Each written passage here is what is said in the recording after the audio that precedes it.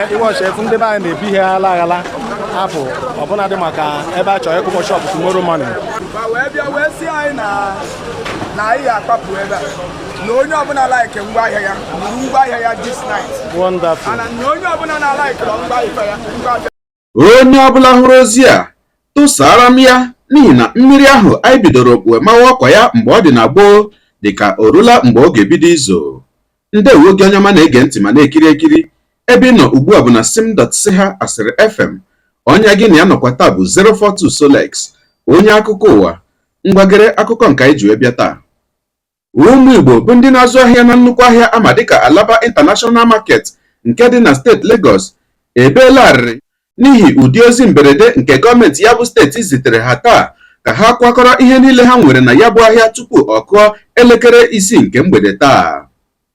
Anyị matara nke a site n'otu ihe onyonyo nke ha si na ya bụ ahịa wezipụta dịka ọtụtụ ndị mmadụ na-etikọrọzi ibu ha ma na-apụ apụ ebe ọtụtụ ndị ọzọ ka nọkwa n'ọnọdụ ịṅaramịṅa. Dị ka ha siri kwuo, ha si na ihe butere ya bụ ọnọdụ bụ na aka na-achị steeti Lagos bụ gọvanọ Jide Sanwo-Olu ya na onyeisi ala obodo Naijiria bụ President Bola Ahmed Tinubu na-ewere ha bụ ndị Igbo bụ ndị na-azụ ahịa na ya bụ ahịa Alaba iwe n'ihi na ha tụnyereghị ndị otu ndọrọndọrọ ọchịchị ha bụ APC na ya bụ ihe emume ntuliaka nke aka mechapụrụ n'obodo Naijiria ọnwa ole na ole gara aga. Ha bụ ụmụnna anyị gakwara n'iru wee kọwaa otu ya bụ gọọmenti steeti Lagos si bụ wee bịa wee n'aha ego ụra bụ nke ha kwuburu ego karịrị nde naira 6 bụ 6.something million naira tupu e wee bịazịa nke taa ịchụpụ ha achụpụ na ya bụ ahịa. Asịla na Solex si kama lere onyonyo ya. Ndị Return of the King unu anya n'afọ ọbụna dị ka nwanne anyị Nchekwube Ogbuọgụ na-eti na mkpu anyị wee gbalịtezi ka anyị mee Iwash ndị be anyị na-ebi ihe ala apụ ọbụna dị maka ebe a chọrọ ịkụkọ shop tomorrow morning. Ọ bụ Jagbi Obigo Junior from Return of the King na-ewutere na ọbụna dị ka o si gbatakwuru n'oge awa dị otu a. Anyị wee bịa ebe a fụ nwanne anyị nwoke Nchekwube Ogbuọgụ nna wee na-asị nwanne anyị ka ịgwa anyị nke na-eme ebe a. My brother, the issue for the governor of Lagos State, ndị Igbo atụnyere ọrụ ya votu na o nwetara votu from Lagos State. Alaba International. Tinubu na onwe ya na-ekwu na Alaba da-atụnyere ọrụ ya. So na anyị je tụalụ our brother. So wee bịazie ipraise ya.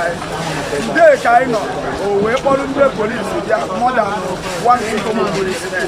Wonderful. Monday hammer.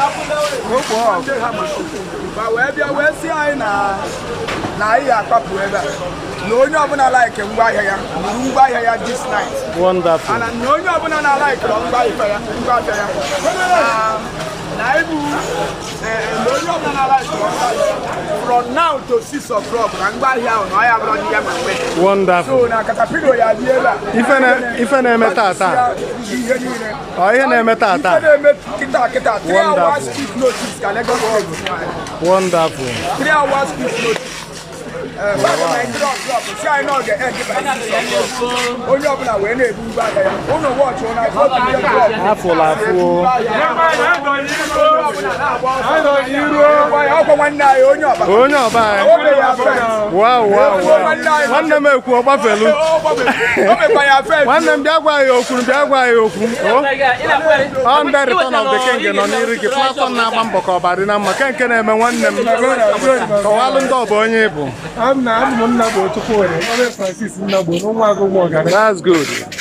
You're welcome. Nke na-eme n'ụbọchị taa na afọ ka ndị mmadụ na-apaki ife na-ebu. Anyị nakọtara ọzọ na anyị nyebu anyị akwụkwọ anyị na-eje ije. Anyị ejegoro n'ije jegide ije. Enye anyị 24 million. O nwere first payment asị anyị eme asị na penalty 6 million plus. Apụtụ ya anya 6.something million ha. Orukata kpodo anyị karị 100. Wonderful. Wee bịa wee sị na ha nya anyị today. Ọ bụrụ ikwupụrụ ihe gị today. Na ha bịa na nwa ya na-eme ala. Ọkụ ikirichala ya bụ ihe onyonyo. Gị onye ụwa onye na-egere akụkọ ụwa m ịhụla n'otu o si aga ugbu a.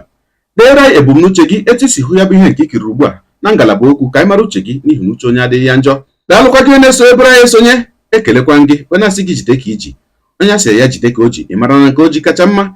Ekpere mbụ na Chineke nna ga na-anọnyere gị ọpụpụ gị na mbata gị, na-etinyere gị aka n'ezi ihe niile nke ị na-eme.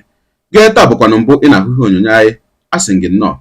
Onye gị na ya ka nọkwa bụ 042 Solex, onye akụkọ ụwa na iru akwụkwọ efere mba ụwa. Ya mere ọ bụrụ na aka mmere dị gị mma n'obi, nwanne biko ọ bụ na Facebook ọ na Instagram ka ị na-ahụ ihe onyonyo pịara m folo. Ọ bụ na YouTube ka ị na-ekiri ya bụ ihe onyonyo pịara m sọbskraịb ya na mgbịrịgba anya n'akụkụ ka ihe ike na-enweta ihe onyonyo ndị ọzọ ga na-ewetara gị n'ọdịnihu. Ọ bụ na Twitter ka ị hụrụ ya bụ ihe onyonyo pịara m folo. Ọ bụ na TikTok itikere m folo ma atọ ọkụma. Igbo ndị nwe m, Igbo mụrụ nze m ọzọ, ekelekwa m unu wee na-asị na ọ ga na-adịrị unu niile mma o. Ise ngwanụ tụsawara m ihe onyonyo a na-atụsara m ya bụ ihe onyonyo na apịrị m aka na share button ya mara gị mma ezigbo mmadụ. Udo dịrị unu.